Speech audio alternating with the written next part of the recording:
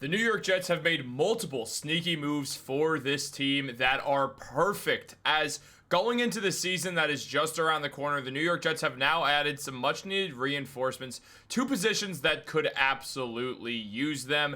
And on top of this, now we see depth play a role as the Jets roster, that 53-man roster, becomes very clear ahead of this next upcoming season. And we're going to break all of that down. There's a lot to go over with the move, why it makes a ton of sense for the Jets, and all the good surrounding it, guys. But before we do that, if you're part of that 69% that is not subscribed to Jets Digest, this is the place to be for daily New York Jets updates. We got videos every single day coming out on the New York Jets, and with the NFL season just about to get underway, this is exactly the time that you want to be subscribed to Jets Digest and not miss a single video that we have coming your way.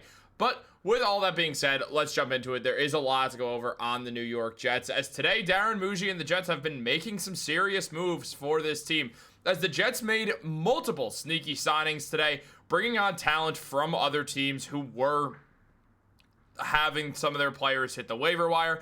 As we know, it's waiver season. We're seeing a lot of players end up getting cut from their teams after losing specific position battles, and obviously we saw one with the Jets happen that was pretty controversial, with Adrian Martinez getting cut and signing with the 49ers practice squad. And now we see the New York Jets on the other side of that, picking up multiple different players who were cut from their teams.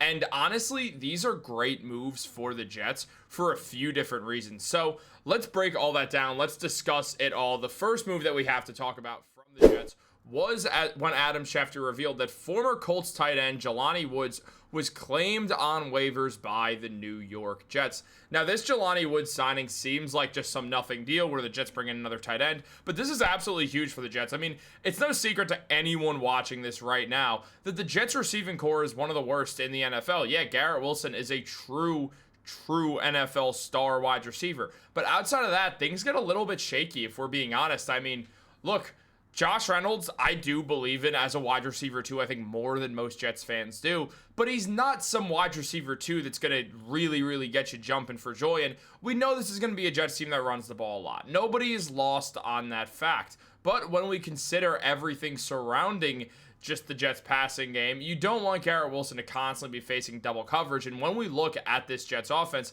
that's a real concern to have. Bringing in Jelani Woods gives the Jets another tight end to work with, who we know will be able to be a true receiving threat. This is a guy who is there to be a receiving tight end. He's not there to block, and we've now seen that Darren Mougey clearly likes that style when we look at a guy like Stone Smart, who the Jets brought in a while back. Smart, who last season had 208 receiving yards on 16 receptions, which is a 13 yards per reception average, had a solid year last year and is going to be depth for the Jets going forwards. But when we look at Jelani Woods, he's played 15 games in his NFL career in one season, and he had 25 receptions for 312 yards. Now, Woods is a very interesting player because that one season he played was in 2022. He hasn't played since then as he struggled with a ton of injuries, and he did play at college for 4 years, 3 of them at Oklahoma State, where he was a wide receiver. Despite being 6'7" and 275 pounds, he found himself being a receiver. I mean, obviously, he didn't always get a ton of burn at Oklahoma State. He really didn't get a ton of burn ever. I mean, he only had a couple of receptions each year. But then once he got to Virginia and transitioned to tight end, he did have 44 receptions for 598 yards and 54.4 yards per game, which is very solid for a tight end. So once he moved to the ACC with Virginia, we really saw him take that leap forwards. That has been absolutely huge for him and did help him get a job in the NFL, transitioning over to the position that does make a lot more sense in tight end. I mean, 6'7", 275. That is a tight end. That is not a receiver. So I like this call by the Jets. I think it makes a ton of sense, and I definitely would agree with it. So I like this move that the Jets have done to add him on. He's got potential to work with if he could stay healthy, and that really has been the big concern surrounding his career thus far. I mean, it was mentioned by SNY that the most notable is the tight end, Jelani Woods, of all the Jets signings, who was released on Tuesday by the Colts. Woods, a former third-round pick out of Virginia, has been plagued by injuries throughout his career. He hauled in 25 receptions for 312 yards and 3 touchdowns during an impressive rookie campaign, but hasn't appeared in the regular season games since. The 26-year-old will look to find his footing with gangrene heading into the final year of his contract.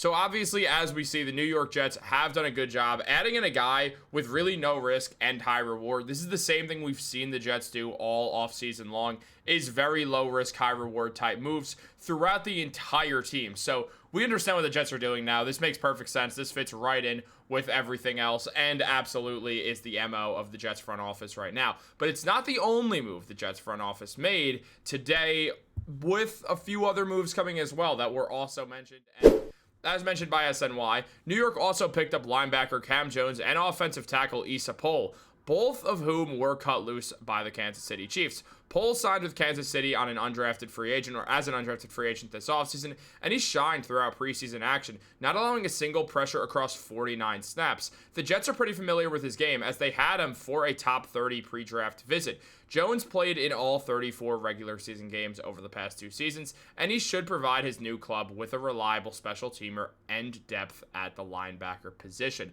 So all good stuff from the Jets right here. You got to like this moves. And the New York Post talked about this as well, with head coach Aaron Glenn calling Pohl a developmental prospect with tools to work with. Pohl is an undrafted rookie who played 2 years for Chabot College before another 2 at Washington State. Glenn thinks that Jones is a very productive player who really can make noise on special teams. That has been the case over Jones's first 2 seasons in the NFL, where he played 34 games, 2 starts, and logged 567 snaps on special teams as well, which is going to be an interesting thing to look at on top of it. Now, Glenn described the 6'7" Woods, Jelani Woods obviously this is, as a huge tight end who can help us as a blocker and a receiver. Woods is a former 3rd round pick who had 25 catches for 312 yards and 3 touchdowns as a rookie, but has spent the last 2 seasons on the injured reserve, with Glenn saying, "I like exactly how we handled this process." So Aaron Glenn, unsurprisingly, shouting out the moves of Darren Mougey, as the Jets also bring in 2 former Kansas City Chiefs.